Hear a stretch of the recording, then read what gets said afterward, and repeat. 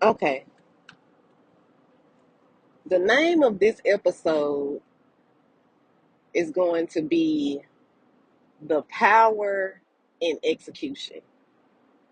The Power in Execution. Now, if you didn't check out the first episode, The Power in Being Pleasant, please, please, please, after you get done listening to this, run over there, check that out. Hopefully, it's some nuggets in there that's going to bless you, that's going to, you know, permeate your mind, propel you to the next level, all of those good things. But the name of this episode of the Godbology podcast is going to be The Power in Execution. Now, on my journey, I have, from since I could remember, have had a very active, very vivid, very sometimes chaotic, sometimes, a little scary imagination. And when you have a good imagination, it is such a powerful thing, is that you have to learn how to use it to your best benefit. And sometimes your imagination can be to your greatest detriment, because you can create all of these false narratives and realities for yourself, to the point where you begin to believe, begin to drink your own Kool-Aid, because you haven't harnessed that imagination and used it to create. Because that's what you have an imagination for. You have an imagination so you can create. And that's the reason why most of the time I'm talking to my creatives. I'm talking to my creative people, because we are going to spearhead the next realm, the next order of business that's coming pretty soon. I know for a fact that my creatives are feeling stirred right now. I know that you're feeling stirred right now, because this is prime time for us. And that's the reason why I felt like it was so important, because it has blessed me so much on my journey, is to require execution of yourself. Require execution of yourself. When you have an idea, when you have something that's on your heart to do, to say, to put out there into the world, we have to teach ourselves to not be satisfied with the idea, to not allow ourselves to climax with the idea, because as a creative, you can do so. You can do so. You can climax from the idea. And that's the reason why discipline is so important. That's the reason why discipline is freedom. No matter what you do, and I know that if you are drawn to the more whimsical, the more fluid side of life, there's a balance. There is a balance. Once the idea is established, and once the goals have been set, now it's time to apply some sort of discipline to this, some sort of structure. When we begin to talk about God body, when we begin to talk about Godbology, when we begin to talk about operating at our highest potential, God establishes a structure, laws, nature. Why? Because that's what allows the beautiful things to happen. when everything is working in accordance to the structure that has been set. Don't run from the structure. Don't hide from the structure. Lean into the structure. Lean into the discipline. And discipline is not fun to cultivate. Discipline is not fun to cultivate. It moves you. It moves you from your comfort zone. It forces you to face the thoughts and the patterns and the neural pathways that's keeping you in the loop that you are in right now. You are in a loop. I was talking on the phone with Jazz probably about a couple days ago, and I was telling her, because I like to talk about me. I like to talk about me because I don't ever want to portray like I have the authority to tell anybody what to do.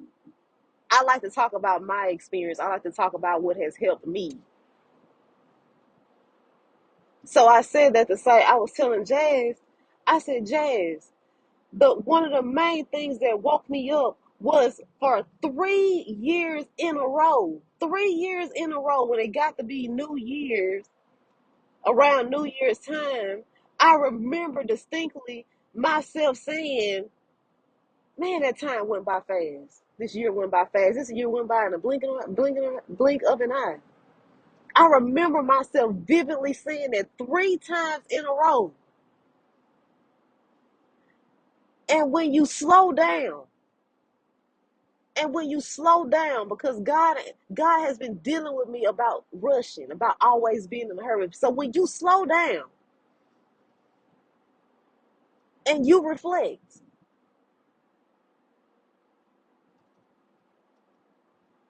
do you not see the familiarity?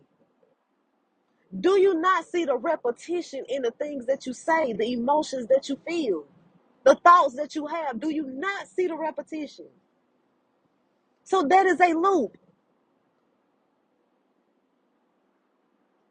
So I was determined to figure out how I could slow my time down.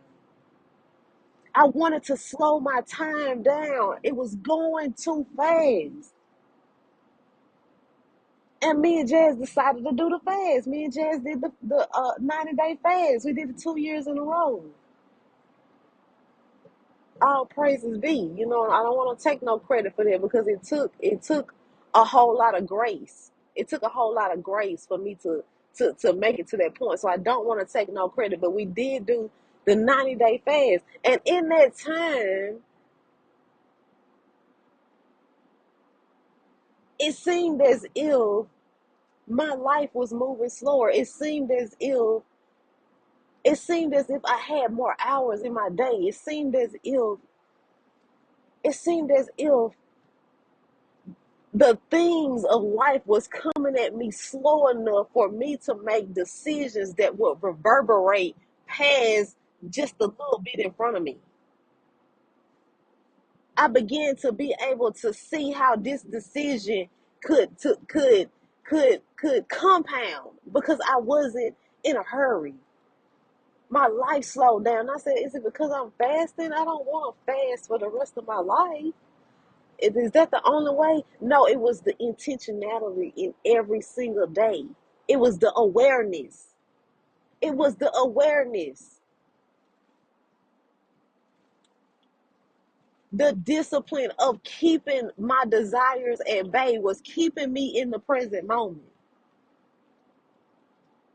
And if I'm in the present moment, time slows down, because time is an illusion.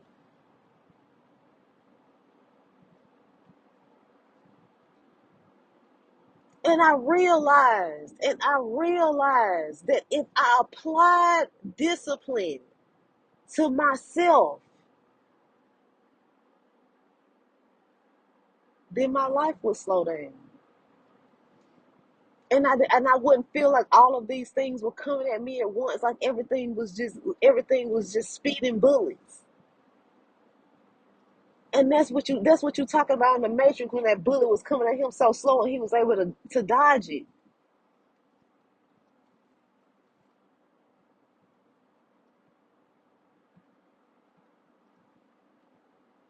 So what was moving slow?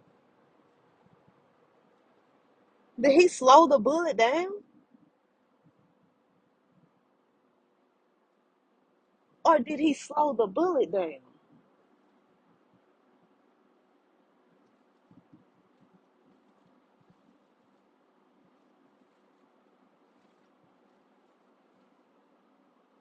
Because you are absorbing your environment. You are interpreting your environment. You say what time is. You say how long 20 minutes is. 20 minutes watching a sitcom and 20 minutes doing lunges, is that the same amount of time? Or does it feel differently? Are you absorbing that time differently? And is the time that you spending, when you're paying that time, are you going to get some sort of return on investment?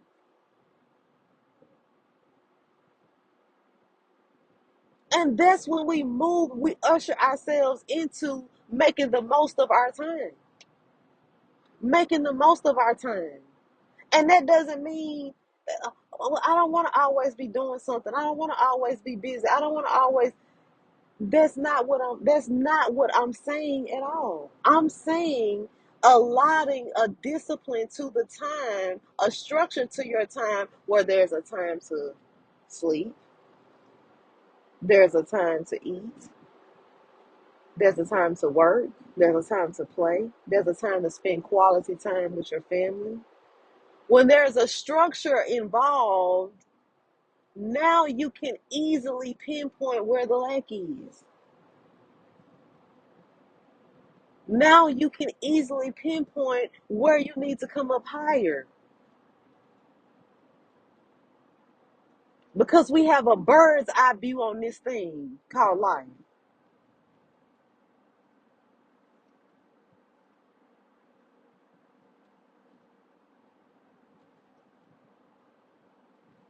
So I said that the power is in not not having all of these figments of your imagination just floating around, and you're spiritually masturbating yourself. No, no. Give birth. Give birth.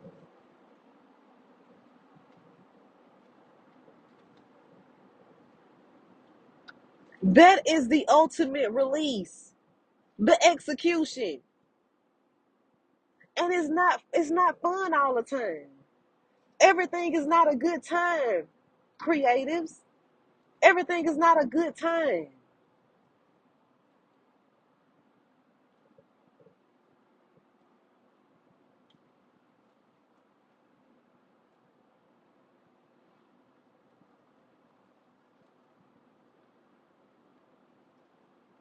That is what's gonna allow the things that's on the inside of you. That's what's gonna allow it to flow. That's what's gonna allow the repetition for you to mature.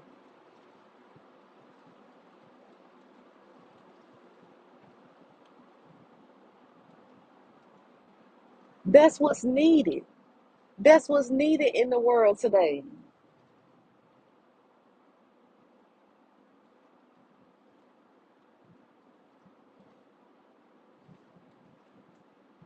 We can't run from the accountability of falling short.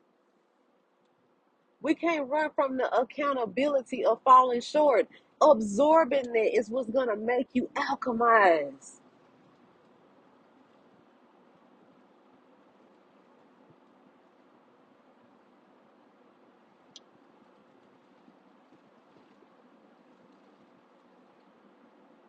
When you don't make the mark, allow yourself to feel the disappointment. Allow yourself to feel the sense of of failure. Allow yourself to feel all of those things. That's what you can alchemize to propel you when it gets tough.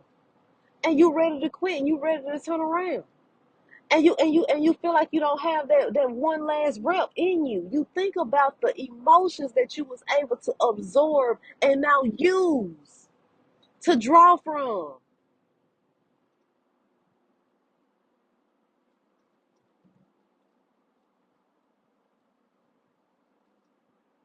You know, we on the lunge challenge right now. We completed the burpee challenge. If you got in where you fit in, then you feeling some type of way right now. Congratulations to you. But we on the lunge challenge right now. And this is week one. We doing 3 count lunges, 100, 5 times a week. You pick your 2 off days. So today was a work day. Today was a work day. And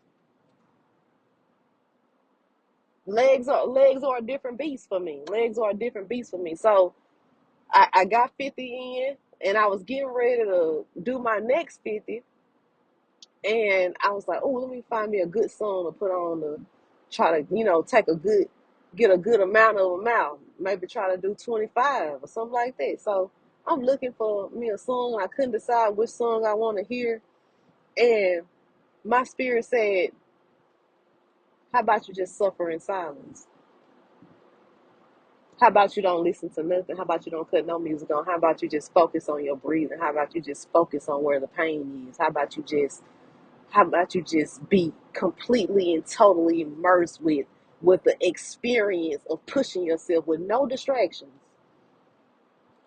with nothing to ease the pain, nothing to take your mind off of it. Go there. Go there. And my obedience has served me so well in the past, I didn't even question. I didn't even question.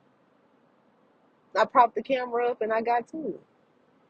And I began to count, and I began to feel my muscles begin to tighten up, and the whole time I'm just focusing on the count. I'm just focusing on the count, and this my back is getting tight, and this is getting tense, and my I feel my shoulders coming up by my ears, and I force myself to pull my shoulders back down and expand my back, and I'm going, and I'm pushing, and I'm suffering, and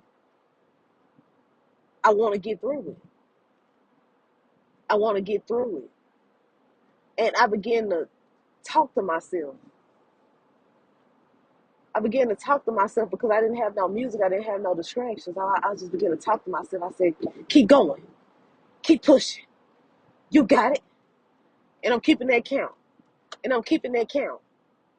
And my legs begin to shake, and I'm getting to the end, and I keep pushing myself, and I keep talking to myself.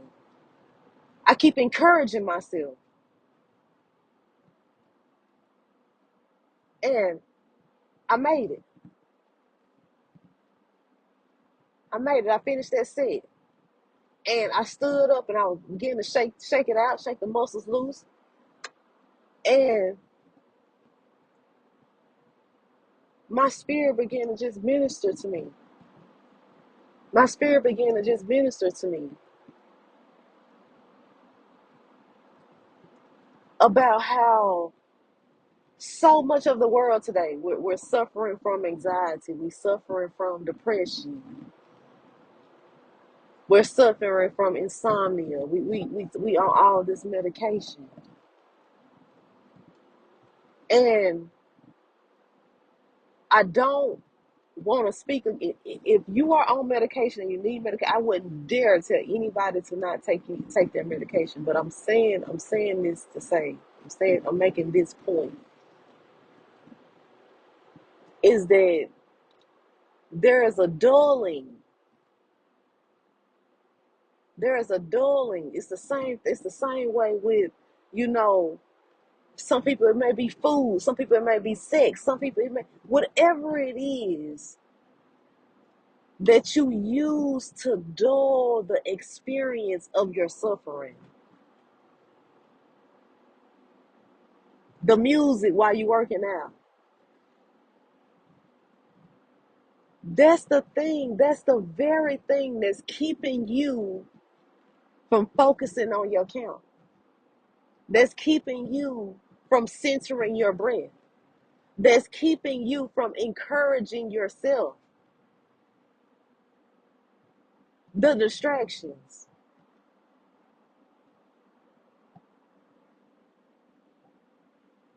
the running away, the not wanting to feel the whole realm of emotions. You're supposed to be able to experience the whole realm. How else can you teach someone to navigate? You can't teach someone to navigate spaces that you're afraid to go. There is no thought, there is no emotion that can harm you. There is no thought and no emotion that can harm you. Learn to sit in your discomfort.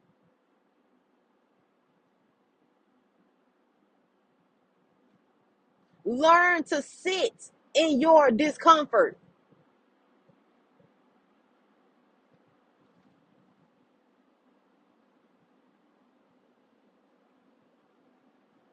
Learn to tell yourself how to feel, how to move.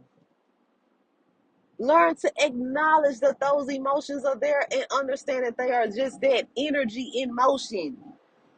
Energy in motion. If I need it, I'm going to catch it. I'm going to harness it. If I don't, I'm going to let it pass.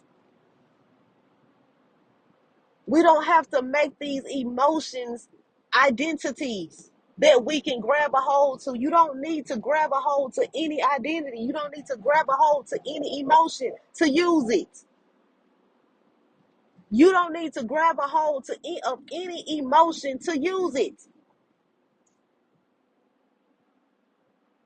We have a bird's eye view on this thing, y'all. We have a bird's eye view on this thing.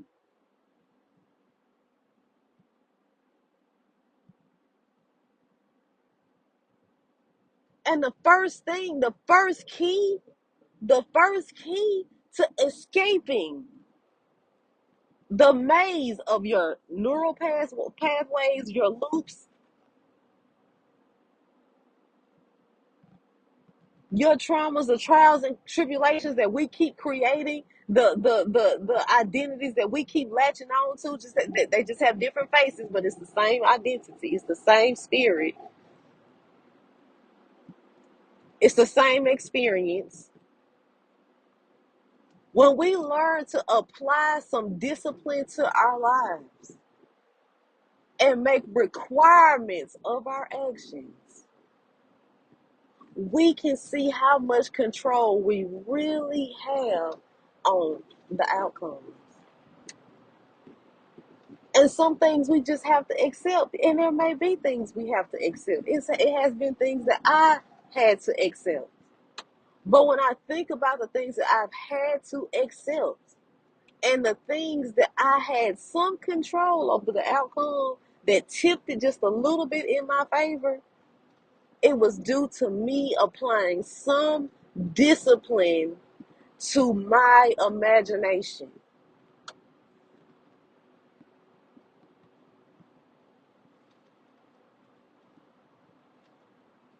So if you're out there, you're creative, and you feeling like you at your wits end, you on this job that you don't want to be on, you're doing things that you don't want to do.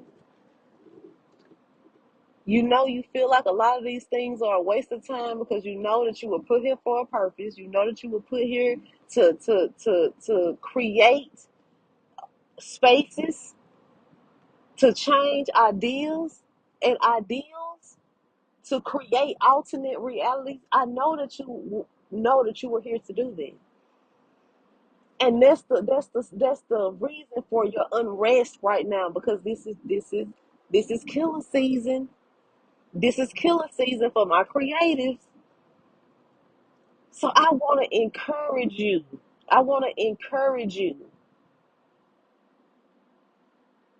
Take your mind off time. Take your mind off time and focus on executing even the smallest, even the smallest of tasks. When it's dropped in your spirit to get it done, execute. When it's dropped in your spirit, what needs to be done for the next week and a half, execute. And that don't mean 2 days. That don't mean 3 days. That don't mean no. That means seeing it through, seeing it through, stepping back and analyzing your outcomes.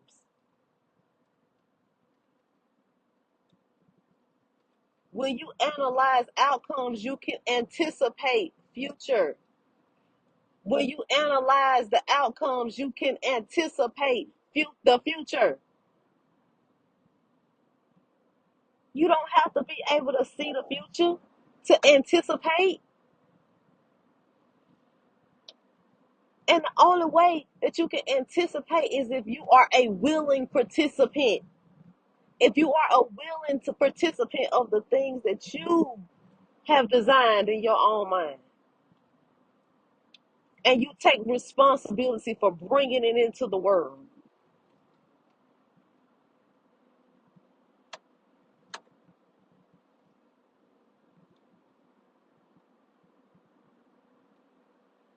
And that's the beauty of it. That's the beauty of the journey. That's the beauty of the journey.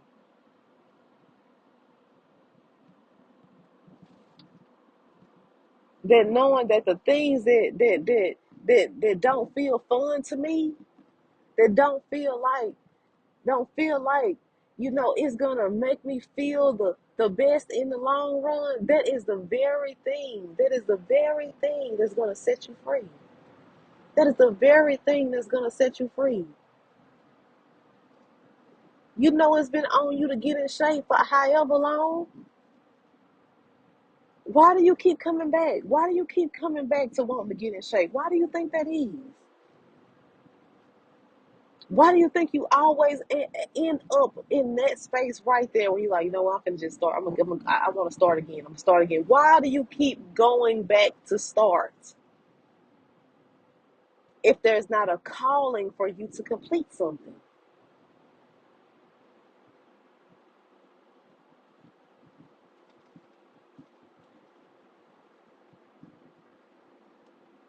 And that's what I want to encourage. Be a student to your own life. Be a student to your own experiences.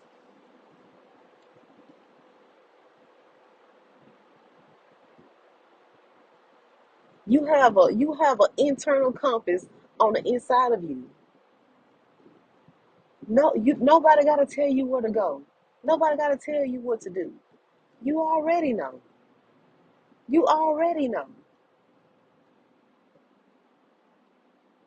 The guilt you feel, the shame you feel, the reason why you want to hide, it's the same reason why Adam and Eve wanted to hide.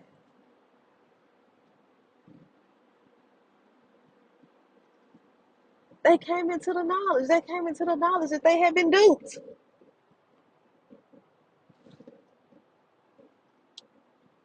And that's the reason why you want to hide. That's the reason why you don't want to be seen. Because you know. You know that there is more required of you, and that's okay. That's a blessing. That's a blessing. That means your compass is working. What good is a compass that's not going to tell you when you not on the right track? We just got to have an attitude of gratitude. Thank you, Spirit. Thank you for that correction. Absorb that. Absorb that. Don't shun it. Don't make excuses for it. Don't try to hide from it. Take it all in. Take it all in. Apply the discipline so you can reap the rewards. Apply the discipline so you can reap the rewards.